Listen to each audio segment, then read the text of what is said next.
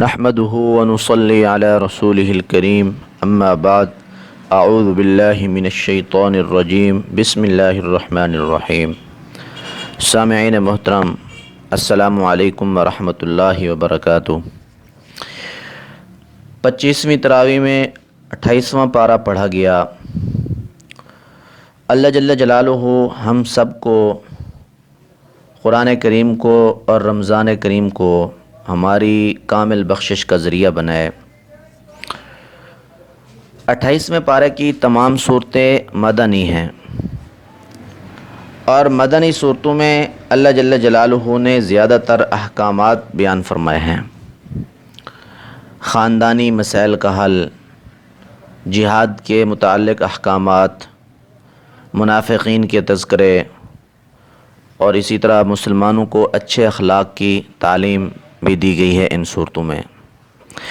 سورۃ المجادلہ میں اللہ جل جلالہ نے 4 اہم موضوعات بیان فرمائے ہیں۔ پہلا موضوع مسئلہ زہار ہے۔ مسئلہ زہار کی تفصیل کا تو یہاں موقع نہیں ہے، البتہ اتنا گزارش ہے کہ اگر کوئی آدمی اپنی بیوی کو اپنی ماں کے ساتھ تشبیہ دے دے، یعنی یہ کہہ دے کہ تو میری ماں کی طرح ہے، یعنی جس طرح میری ماں میرے اوپر حرام ہے اس طرح تو بھی، تیرے ساتھ بھی تعلقات حرام ہیں، اس کو زہار کہا جاتا ہے۔ تو سورہ مجادلہ کی ابتدائی 4 آیات میں زہار کا حکم بیان فرمایا گیا ہے، اور زہار کی صورت میں جو مسلمان اور ایک ایماندار مسلمان کے اوپر جو پابندیاں آ جاتی ہیں، تعلقات میں جو رکاوٹیں آ جاتی ہیں، اس کو اللہ پاک نے ذکر کیا ہے۔ پھر اس سے چھٹکارے کی ایک صورت ذکر کی گئی ہے، اور وہ اس کا کفارہ ہے، اس کو بھی یہاں پہ ذکر کیا گیا ہے۔ اور پھر اس صورت کے اندر جو دوسری بات ذکر کی گئی ہے وہ منافقین کی سرگوشیاں، کہ منافقین جب کسی مسلمان کو دیکھتے تھے تو آپس میں اس طرح سرگوشیاں شروع کر دیتے تھے جس سے مسلمان کو یہ خوف ہوتا کہ وہ میرے خلاف کوئی سازش کر رہا ہے۔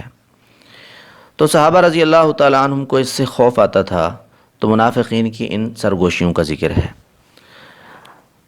اللہ پاک نے اس کو آیت نمبر 7 سے لے کر آیت نمبر 10 تک ذکر کیا۔ پھر مسلمان خود حضور صلی اللہ علیہ وسلم سے تنہائی میں جو گفتگو یا مشورہ کرنا ہوتا، اس کا بھی اللہ پاک نے حکم یہاں پہ ذکر کیا ہے۔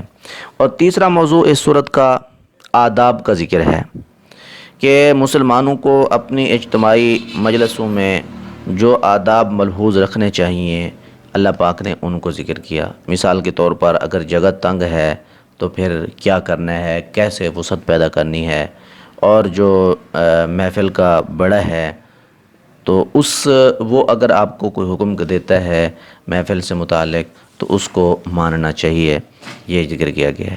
اور چوتھا موضوع اس صورت کا آیت نمبر 14 سے لے کر آیت نمبر 19 تک وہ منافقین کا تذکرہ ہے، جو ظاہر میں تو ایمان اور مسلمانوں سے دوستی کا دعویٰ کرتے رہتے تھے، لیکن حقیقت میں وہ ایمان نہیں لائے تھے، اور در پردہ وہ مسلمانوں کے دشمنوں کی مدد کرتے تھے۔ تو اللہ پاک نے ان کا ذکر کیا ہے کہ ان کا انجام بعد ذکر کیا گیا ہے۔ آگے سورہ حشر ہے۔ سورہ حشر میں اللہ جل جلالہ نے مدینہ منورہ ہجرت کرنے کے بعد نبی کریم صلی اللہ علیہ وسلم کے جو واقعات پیش آئے ان کو ذکر کیا ہے۔ ہجرت کے دوسرے سال یہ سورۃ الحشر نازل ہوئی۔ مدینہ منورہ میں یہودیوں کی ایک بڑی تعداد آباد تھی۔ حضرت صلی اللہ علیہ وسلم نے آتے ہی ان سے ایک معاہدہ کیا کہ آپس میں ہم امن و امان سے رہیں گے، جسے میثاق مدینہ کہا جاتا ہے۔ اور اس معاہدے میں یہ باتیں طے ہوئی تھیں کہ مدینہ منورہ پر حملہ ہونے کی صورت میں سب مل کر اس کا دفاع کریں گے، یہود بھی اور مسلمان بھی۔ اگر یہودیوں کا کوئی دشمن ہوگا تو مسلمان یہودیوں کا دفاع کریں گے اگر حملہ کرے گا، اگر مسلمانوں کے اوپر کوئی حملہ آور ہوا تو مسلمان کے دفاع میں یہودی ساتھ دیں گے۔ تو لیکن یہود جو تھے حضور صلی اللہ علیہ وسلم سے دلی بغض رکھتے تھے، اس لیے خفیہ طور پر وہ آپ صلی اللہ علیہ وسلم کے خلاف سازشیں کرتے تھے۔ زہر میں انہوں نے معاہدہ کر لیا تھا۔ چنانچہ در پردہ مکہ مکرمہ کے بت پرستوں سے ان کے بڑے تعلقات تھے، اور وہ مسلمانوں کے خلاف ان کو اکساتے بھی رہتے تھے، اور ان سے یہ وعدے کر لیا کرتے تھے کہ تم اگر مسلمانوں پر حملے کرو گے تو ہم تمہارا ساتھ دیں گے۔ یہودیوں کا ایک قبیلہ تھا بنو نذیر۔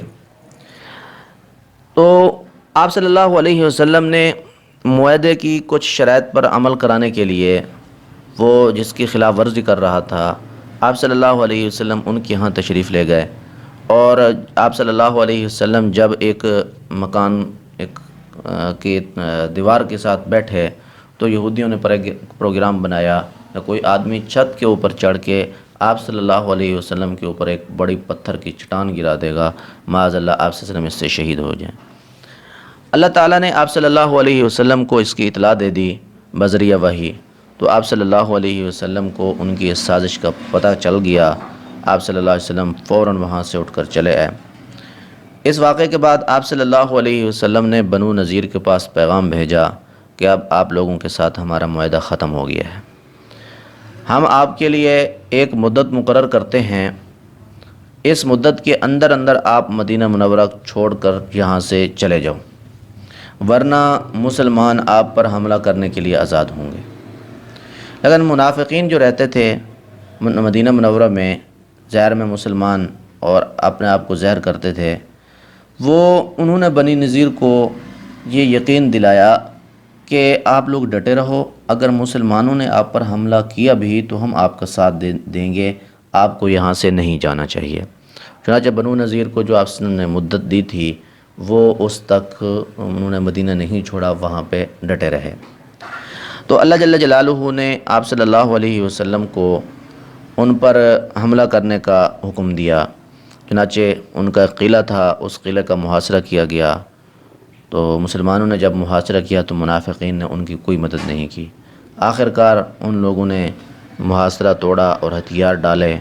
آپ صلی اللہ علیہ وسلم نے ان کو مدینہ منورہ سے جلا وطن کرنے کا حکم دیا کہ یہاں سے چلے جائیں۔ ان کو یہاں مدینہ منورہ سے بھی نکالا گیا، اور بعد میں یہ یہاں سے اٹھ کر خیبر چلے گئے تھے، اور خیبر سے بھی ان کو جلا وطن کر دیا گیا تھا ان کے کرتوتوں اور شرارتوں کی وجہ سے۔ تو اس سورۃ الحشر کے اندر اللہ پاک نے ان کے ساتھ پیش آنے والے چھوٹے موٹے واقعات کو ذکر کیا، ان کی بستیاں جلائی گئیں، ان کے ساتھ جو جو کیا گیا اللہ پاک نے سب کچھ بیان کیا۔ اور اس سورت کے آخر میں پھر اللہ پاک نے کچھ اپنے اسماء حسنہ بھی ذکر کیے ہیں۔ آگے سورۃ الممتحنہ ہے۔ سورۃ الممتحنہ میں اللہ جل جلالہ نے دو مضمون ارشاد فرمائے ہیں۔ ایک مضمون مسلمانوں کے کفار کے ساتھ تعلقات کیسے ہونے چاہیے، شروع میں اس کو بیان کیا گیا ہے، اور دوسرا جو مضمون ہے وہ یہ ہے کہ جب صلح حدیبیہ ہوئی تو صلح حدیبیہ کے اندر جو شرائط طے ہوئی تھیں، ان شرائط کے اندر ایک شرط یہ تھی کہ اگر کوئی مکہ مکرمہ سے مسلمان ہو کر جناب نبی کریم صلی اللہ علیہ وسلم کے پاس جائے گا تو آپ صلی اللہ علیہ وسلم مدینہ منورہ سے اس کو مکہ مکرمہ واپس بھیجنے کے پابند تھے۔ یہ ایک شرط طے تھی، لیکن اس شرط کا اطلاق مردوں پر تھا، عورتوں پر اس کا اطلاق نہیں تھا۔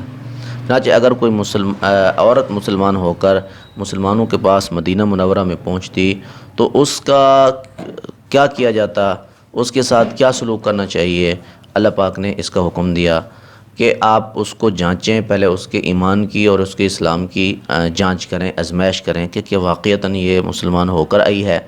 اگر وہ مسلمان ہو کر آئی ہے تو اب اس کا جو پیچھے جو تعلقات ہیں، جو کچھ ہے، ٹھیک ہے، وہ اس کا حکم، اس کے نکاح کا، اس کے بچوں کا، تو اسی طرح اس سے جو ہے ایک اس سے بیعت لے جاتی تھی، اللہ پاک نے اس کو بھی ذکر کیا۔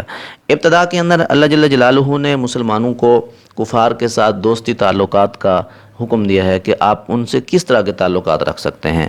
چنانچہ یہ حکم دیا گیا ہے کہ آپ ان کے ساتھ ایسے تعلقات نہ رکھیں جو مخلصانہ اور خصوصی دوستی کے جس طرح کے ہوتے ہیں، بلکہ ایک اگر وہ آپ کے دشمن ہیں تو ان سے تو بالکل تعلقات ہونے نہیں چاہیے دوستی کے، اور جو باقی جو مقاتل نہیں ہیں، معاند نہیں ہیں، آپ کے دشمن نہیں ہیں، آپ ان سے ایک انسانیت کے ناطے ان سے تعلقات آپ رکھ سکتے ہیں۔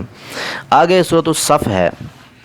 یہ سورۃ مدینہ منورہ میں اس وقت نازل ہوئی تھی جب منافقین یہودیوں کے ساتھ مل کر مسلمانوں کے خلاف طرح طرح کی سازشیں کر رہے تھے۔ اللہ پاک نے اس صورت میں بنی اسرائیل کے یہودیوں کا یہ کردار بطور خاص ذکر فرمایا کہ انہوں نے خود اپنے پیغمبر حضرت موسیٰ علیہ السلام کو طرح طرح سے تکلیفیں پہنچائیں، جس کے نتیجے میں ان یہودیوں کے مزاج کے اندر ایک ٹیڑھا پن پیدا ہو گیا تھا۔ ہر بات میں انہوں نے اللہ پاک کی نافرمانی کرنی ہے، اللہ پاک کے احکامات کو پامال کرنا ہے، وقت کے انبیاء کو انہوں نے ستانا ہے، قتل تک انہوں نے کیے ہیں انبیاء علیہ السلام کے۔ اور اس میں حضرت عیسیٰ علیہ السلام کے بارے میں بتایا گیا ہے کہ جب وہ تشریف لائے تو یہود نے ان کی نبوت کا بھی انکار کیا۔ حضرت عیسیٰ علیہ السلام نے حضور سرور عالم صلی اللہ علیہ وسلم کی تشریف آوری کی جو بشارتیں دی ہیں ان پر بھی یہود نے کان نہیں دھرے۔ چنانچہ آپ صلی اللہ علیہ وسلم تشریف لائے تو ان یہود نے نہ صرف یہ کہ آپ کی نبوت پر ایمان لانے سے انکار کر دیا بلکہ آپ کے خلاف الٹا سازشیں شروع کر دیں۔ بنی اسرائیل کے اس کردار کو اللہ پاک نے اس صورت میں واضح کیا ہے، اور ساتھ ساتھ اس صورت میں مخلص مسلمانوں کو یہ خوشخبری بھی دی گئی ہے کہ اگر انہوں نے حضور صلی اللہ علیہ وسلم کی ٹھیک ٹھیک پیروی کی اور وہ کام کیے جن کا اللہ تعالیٰ نے اس صورت میں خاص طور پر ان کو حکم دیا ہے، اور تو ان قریب اللہ پاک ان کو جو ہے فتح دیں گے۔ اور وہ خاص حکم جہاد کا حکم تھا کہ اگر وہ جہاد پر عمل کریں گے، جہاد کے حکم پر جہاد کریں گے تو اللہ پاک ان کو فتح دیں گے، ان کی نصرت کریں گے، مدد کریں گے ان کی۔ اس کے نتیجے میں منافقین اور یہودیوں کی ساری سازشیں خاک میں مل جائیں گی۔ اور اس صورت میں اللہ پاک نے اسلام کے غلبے کی بھی پیشین گوئی فرمائی ہے کہ اللہ پاک اسلام کو پوری دنیا پر غالب کریں گے۔ چنانچہ اللہ پاک نے صحابہ رضی اللہ تعالیٰ عنہ کے ہی دور میں اسلام کو پوری دنیا پر غلبہ عطا فرمایا تھا، اور صحابہ کے بعد ایک بڑا لمبا دور مسلمانوں کا رہا ہے، انہوں نے دنیا کے اوپر غلبہ کیے رکھا، لیکن اس کی کچھ شرائط ہیں۔ جب تک وہ شرائط پائی جاتی ہیں اللہ پاک مسلمانوں کو غلبہ دیتا ہے، جب وہ شرائط مفقود ہوتی ہیں پھر اللہ پاک مسلمانوں سے یہ غلبہ چھین لیتے ہیں۔ ہاں، اللہ پاک نے وعدہ کیا ہے کہ قیامت سے پہلے ایک مرتبہ پھر اللہ پاک مسلمانوں کو اور اسلام کو غلبہ عطا کریں گے انشاءاللہ۔ آگے سورۃ الجمعہ ہے۔ سورۃ الجمعہ کے پہلے رکوع میں حضور صلی اللہ علیہ وسلم کی رسالت اور آپ کی بعثت کے مقاصد بیان فرمائے گئے۔ اس کے بعد پوری انسانیت کو آپ صلی اللہ علیہ وسلم پر ایمان لانے کی دعوت دی گئی ہے، اور اس صورت میں خاص طور پر یہودیوں کی مذمت بھی کی گئی ہے کہ وہ جس کتاب یعنی تورات پر ایمان رکھنے کا دعویٰ کرتے ہیں اس میں حضرت صلی اللہ علیہ وسلم کی تشریف آوری کی بشارت موجود ہے، اس کے باوجود بھی وہ ایمان نہیں لائے، اور ان کا ایمان نہ لانا یہ اپنی کتاب کی کھلی خلاف ورزی ہے۔ پھر دوسرے رکوع میں مسلمانوں کو یہ ہدایت دی گئی ہے کہ ان کی تجارتی سرگرمیاں اللہ تعالیٰ کی عبادت کے راستے میں رکاوٹ نہیں بننی چاہیے۔ چنانچہ حکم دیا گیا کہ جمعہ کی اذان کے بعد ہر قسم کی خرید و فروخت بالکل ناجائز ہے۔ نیز یہ بھی حکم دیا گیا کہ جب خطبہ ہو رہا ہو، آپ صلی اللہ علیہ وسلم خطبہ دے رہے ہوں، اس وقت کسی تجارتی کام کے لیے آپ صلی اللہ علیہ وسلم کو چھوڑ کر چلے جانا ہرگز جائز نہیں ہے۔ اور ساتھ ساتھ یہ فرمایا گیا ہے کہ اگر دنیاوی مصروفیات کا شوق کسی دینی فریضے میں رکاوٹ بننے لگے تو اس بات کا دھیان کرنا چاہیے کہ اللہ تعالیٰ نے مومنوں کے لیے آخرت میں جو کچھ تیار کر رکھا ہے وہ دنیا کی ان دل فریبیوں سے کہیں زیادہ بہتر ہے۔ اور یہ بھی فرمایا گیا ہے کہ دینی فرائض کو رزق کی خاطر چھوڑنا سراسر بے وقوفی ہے، نادانی ہے، کیونکہ رزق دینے والا اللہ تعالیٰ ہی ہے، لہٰذا رزق اس کی نافرمانی کر کے نہیں بلکہ اس کی اطاعت کر کے طلب کرنا چاہیے۔ تو اللہ پاک نے یہ احکامات ذکر کیے ہیں۔ آگے سورۃ المنافقون ہے۔ سورۃ المنافقون میں ایک واقعہ ذکر کیا گیا ہے جس میں منافقین کے جھوٹ کو عیاں کیا گیا، اور مخلص ایک مومن تھے حضرت زید بن ارقم رضی اللہ تعالیٰ عنہ، ایک صحابی، ان کی ایمانداری اور ان کے صدق کو یہاں واضح کیا گیا ہے۔ اور اس صورت کے آخر میں بھی یہ واضح کیا گیا ہے کہ مسلمانوں کو ان کے مال اور ان کی اولاد، یہ تجارتیں اللہ کے ذکر سے اور اللہ کی یاد سے غافل نہ کریں۔ آگے سورۃ التغابن ہے۔ سورۃ التغابن میں اللہ تعالیٰ کی قدرت کاملہ کے حوالے سے توحید، رسالت اور آخرت پر ایمان کی دعوت دی گئی ہے، اور پچھلی امتوں کی تباہی کے اسباب بتاتے ہوئے یہ توجہ دلائی گئی ہے کہ ہر انسان کو اللہ تعالیٰ کے رسول برحق اور ان پر نازل ہونے والی کتاب پر ایمان لا کر آخرت کی تیاری کرنی چاہیے۔ اور فرمایا گیا ہے کہ اگر انسان کے بیوی بچے اس کے راستے میں رکاوٹ بنے تو سمجھنا چاہیے کہ وہ انسان کی خیر خواہی نہیں، وہ انسان کے خیر خواہ نہیں ہیں، وہ انسان کے دشمن ہیں۔ اسی طرح آگے سورۃ الطلاق ہے۔ سورۃ الطلاق میں اللہ جل جلالہ نے سورت کے آگے، اسی طرح سورۃ التحریم، اللہ پاک نے مسلمانوں کے جو خاندانی تعلقات، ازدواجی تعلقات ہیں، ان کے اندر پیش آنے والے مسائل کو ذکر کیا ہے۔ مثلاً طلاق ایک مسئلہ ہے جس میں عموماً بہت افراد تفرید پائی جاتی ہے، تو اللہ پاک نے قرآن کریم کی اس سورۃ الطلاق میں اور اس سے پہلے سورہ بقرہ میں ایک انتہائی متوازن طرز عمل اختیار کر کے طلاق کے کچھ احکام اللہ پاک نے ذکر کیے ہیں، اور پھر طلاق کے بعد عدت وغیرہ کے، اولاد کے اور دوسرے جو ہے نا یہ احکامات اللہ پاک نے ذکر کیے ہیں۔ اور اس میں اللہ پاک نے خاص طور پر زور دیا ہے اس بات پر کہ ہر مرد اور عورت کو اللہ تعالیٰ سے ڈرتے ہوئے اپنے فرائض ادا کرنے چاہیے، کیونکہ میاں بیوی کا تعلق ایسا ہے کہ ان کی ہر شکایت کا علاج عدالتوں سے نہیں مل سکتا۔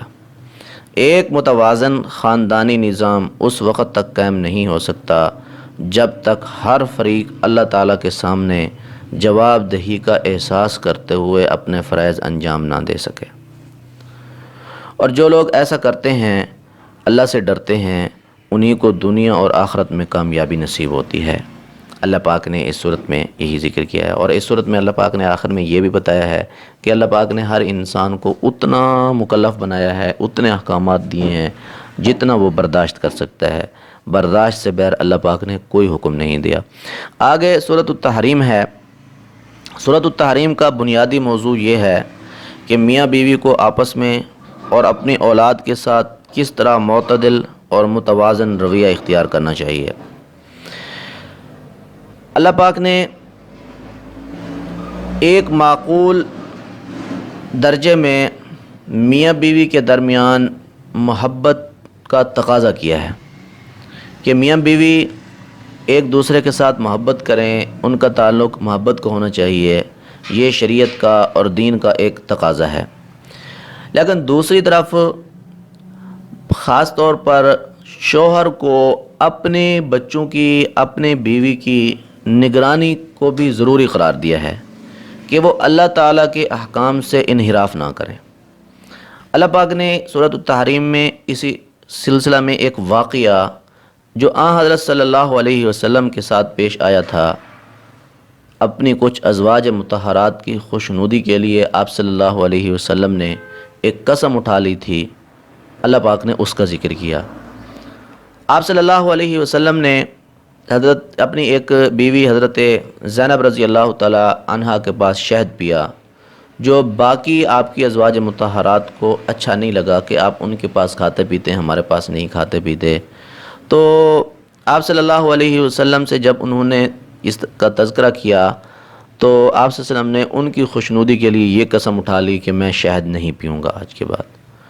تو اللہ پاک نے اس کو تفصیل کے ساتھ ذکر کیا کہ آپ کو اللہ کی حلال کردہ چیزوں کو اس طرح حرام نہیں کرنا چاہیے تھا، لہٰذا اپنی قسم کو توڑ دیں، ٹھیک ہے، اور آپ جو ہے شہد کو بھی کھائیں اور قسم کا کفارہ ادا کریں۔ اور پھر اللہ پاک نے ازواج مطہرات کو بھی تنبیہ کی اور ان کو ایک فرما برداری اور ان کو تابعداری کا اللہ پاک نے حکم دیا، اور آخر میں اللہ پاک نے اچھے مرد اور عورت اور ان کی مثالیں پیش کی ہیں اور ان کو کامیاب ہونے کی ان کی وجوہات ذکر کیے ہیں۔ اللہ پاک ہم سب کو دینی احکامات پر عمل پیرا ہونے کی توفیق عطا فرمائے۔ وآخر دعوانا ان الحمد للہ رب العالمین۔